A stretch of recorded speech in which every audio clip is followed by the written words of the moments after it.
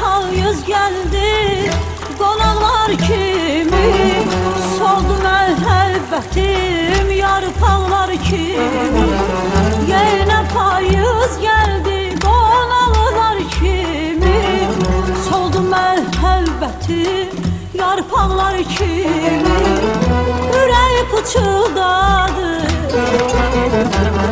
ürək pıçıldadı dodaqlar kimi, dodaqlar kimi. Külək niyə belə əsirsən külək, niyə ümidimi kəsirsən külək. Külək niyə belə əsirsən külək, niyə ümidimi kəsirsən külək.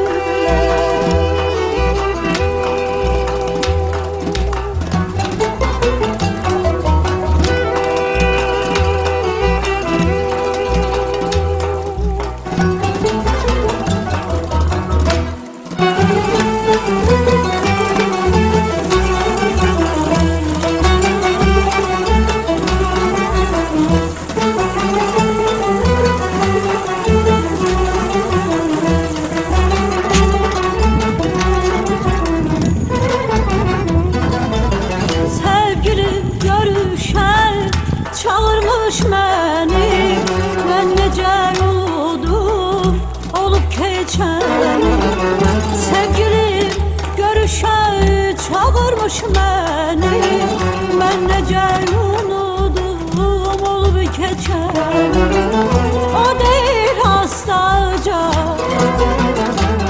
o deyir astaca, sevirəm səni, sevirəm səni. Sen niye sözünü kesirsen külək, külək niye böyle yesirsen külək. Sen niye sözünü kesirsen külək, külək niye böyle esirsen külək. Külək niye böyle esirsen külək, niye ümidimi kesirsen külək.